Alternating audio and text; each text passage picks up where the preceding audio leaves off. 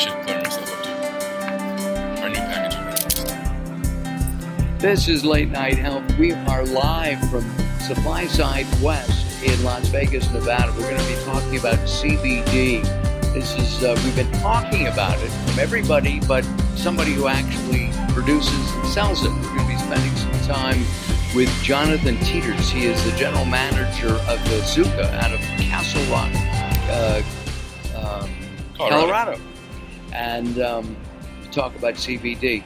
So let's talk about your background. You've been involved in the cannabis CBD industry for about, 5-6 years? Yeah, formally as a leading companies since 2013, actually. When I moved back to Seattle and was able to get my feet back into sort of the family business at the time, which was a Dope magazine and the legal cannabis industry that was emerging there with an MBA.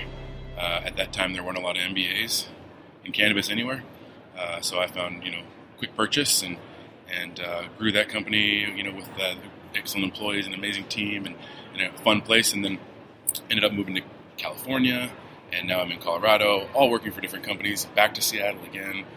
So have had, like this industry, you have to stay very flexible and go as it goes.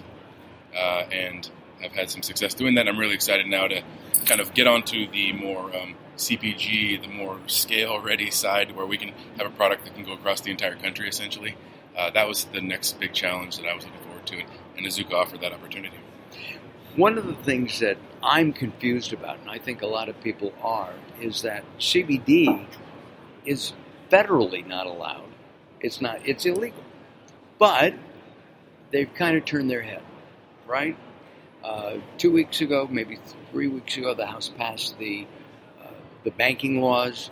Now it has to go to the Safe Banking Act. Because if you go to a medical marijuana dispensary, a lot of times you have to have, cash for your prescription, and that's why they've got an armed guard there. Yeah. Which is because they're making a deposit that night for could be thousands and thousands of dollars.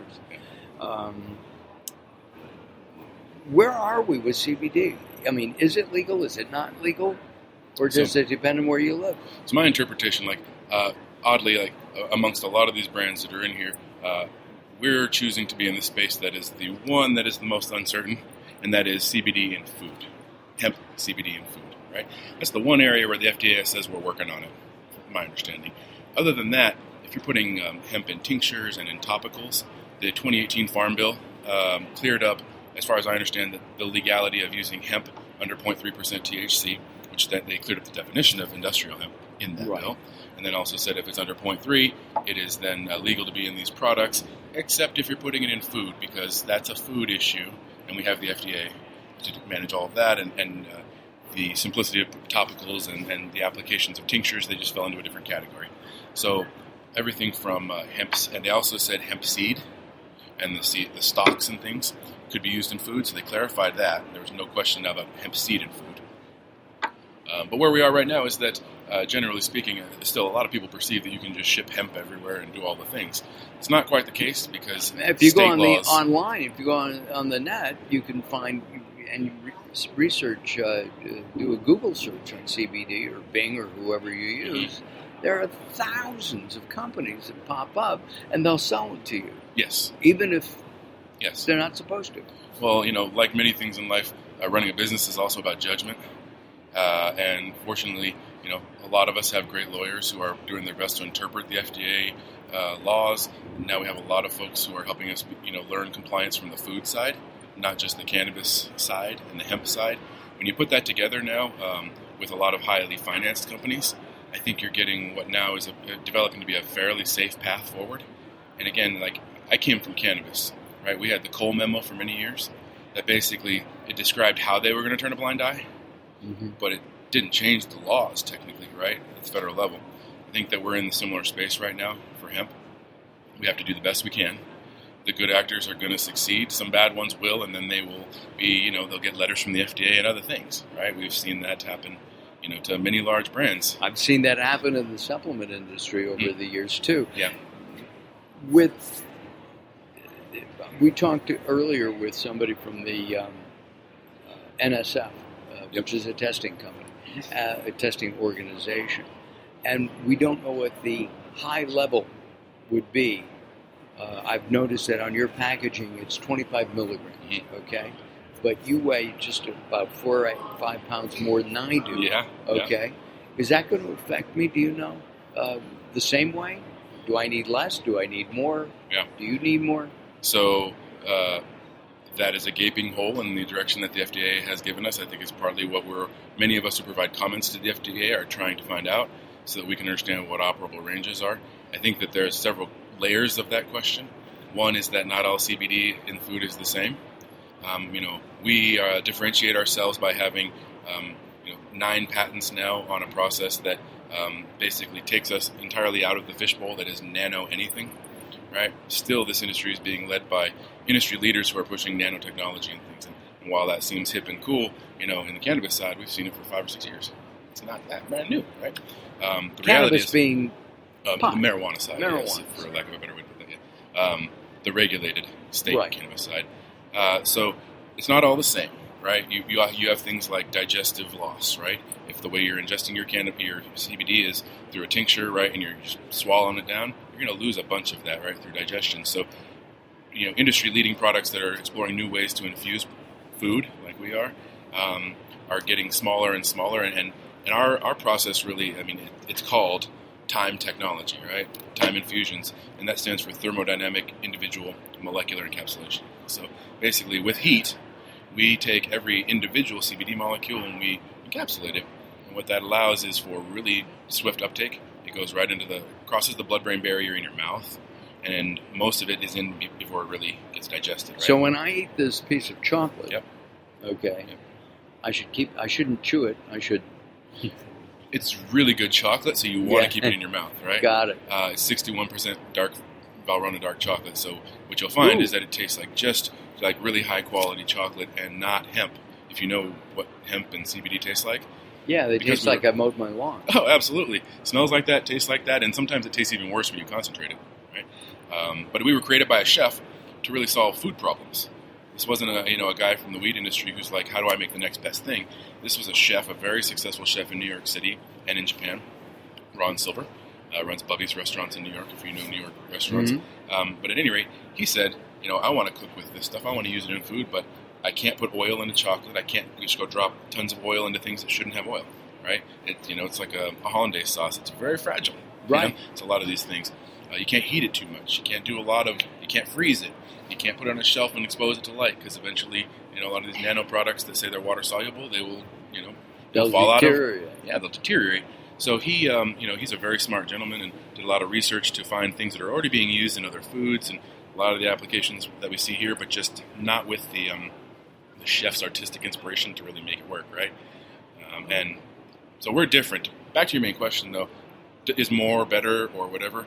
It's really for each person, and that's really how the endocannabinoid system works.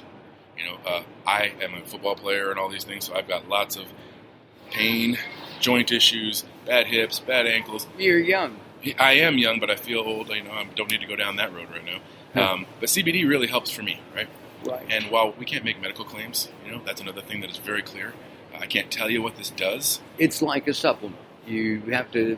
Everybody finds what works for them. Right. For me, working at these shows all day, where I'm on my feet for 12 to 14 hours, I munch on one of these coins about once every 3 or 4 hours. You only gave me one. Well, I didn't know what I was walking into. Okay. You can stop by our booth too and come back and grab a bunch more. All right. But I don't. Great. I'm not I said this before. I'm the only guy who lived in the '60s who never smoked.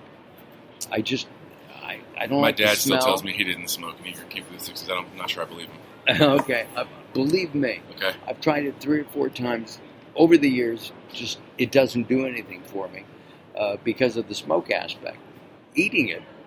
Somebody gave me a brownie without telling me. Okay. Surprise. Yeah. And going back to that lawnmower taste, it was the worst thing I've ever put in my mouth. It was terrible. Where do you think the industry's going? There are a lot of booths here. I don't know how many booths there. Carrie, how many booths do we have? More than 1,300. Wow. I still didn't hear. 1,300, I think. 1,300 booths. Many of them. Thank you, Carrie. Carrie is the PR person for informant. Thank you. 1,300 booths, I don't know what the percentage is, but a lot of them are selling CBD products in one form or another. The public wants this, but they also want it to be safe. Yeah. You have a QR code, so I can scan the code on the package and find out where it was grown, yep. how it was, when it was processed, and then put into chocolate or whatever. Yeah. So we actually, we're staking our name on the fact that we test everything at least 3 times before it comes to you, right? While we don't grow our own hemp, we source the best product. We test it coming in. We actually test it as it turns into these little flakes here. This is our actual proprietary base ingredient. It's a dry, tasteless flake that is shelf-stable and everything. That allows it to be put into chocolate or put into drinks and things. So you actually sell this to food manufacturers? Yes, for the ones who don't want to use a sugar or chocolate as a culinary ingredient, this is really the scalable industrial application, which we're exploring. We have we license this technology to THC companies as well in several states now, and this is what we work with them typically is a flake that they can then infuse and put into their products. So the Azuca is not a flaky company, really. No, we're rooted in just culinary goodness. I love it. What happens if the feds say, shut down everybody, no more CBD? You think it's going to go away? Well, you think the public will have an outcry? Yeah. So my first career was in politics, and I understand how movements and how things move as in societies, and this isn't going anywhere, which is why the FDA feels so much scrutiny to always tell us that they're trying as fast as they can to clear this up. I think there's a really clear, resounding voice that, when my grandpa and grandma, my parents, are relying on this on a daily basis, and it literally is changing the way that they move in the world, and like the smile on their face, and it's not getting them high, and it's, essentially legal everywhere. Right now, you can't put a genie back in a bottle in some cases, right? Or whatever, however you want to do that. We're going to figure this out. My anticipation is that they're going to have dosage limits, much like we do in the cannabis space, right? They're going to decide at the FDA level, like per, by body weight and other things, like how much is good or the recommended doses. We'll have to operate within those rules. A lot of people, even some of the people who might be here, won't make that transition, or they're not getting ready for it now. I think that's the biggest thing. Like, the companies who are going to garner the most trust now and are doing it right are the ones who are not preparing for what they have to do right now to be compliant, but they're actually looking, 18 months to 2 years ahead, and they're also listening very closely and engaged in the conversation, right? If you're sitting it out and just hoping to read the tea leaves, you're going to be left out. And I think Azuca, we are really focused on staying compliant and staying aware of what's going on, but also understanding that we need products that fit right into people's daily life so that it's not easy. And you're doing that, mixing it with the food. What else does Azuca do? Or do you just have the CBD and the cannabis division? So we have a CBD and a cannabis division, and we're exporting to the UK now. We're about ready to announce 2 very large edibles brands in this country that are going to be powered by Azuca. We're striking deals all over the place, and really, for us, we're just quietly walking and going through the steps and getting the validation that we need, so that whether it's on the THC side when the federal prohibition is lifted up, or in Canada where they just launched their THC infused edibles programs just a couple days ago, 2 days ago maybe. Wow. We're ready to seize that opportunity, and our partners are going to really testify to what we can do. And then on the CBD side, we have a brand. And right now, if you follow the cannabis industry, really, the mantra is that brands win. Right now, and that's what customers want, because just in regular CPG products, brands win, right? People don't want to have to think it through and really do a lot of research. They want to know why they can trust a brand, and then they want to just be able to know that they can count on it. And that's really the space that we're trying to stake out here. And one of the things that I like what you said is that you test it coming in while you're making and as it goes out, which is what you're supposed to do with the supplement industry. Yeah. I mean, right?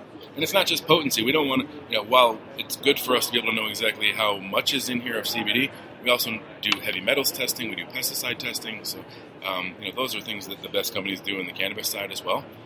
And in food, you have to do at some point also. So we recognize that transparency is really a value and an ethic that in this space, it's the best way to make sure you don't get shut down. Got it.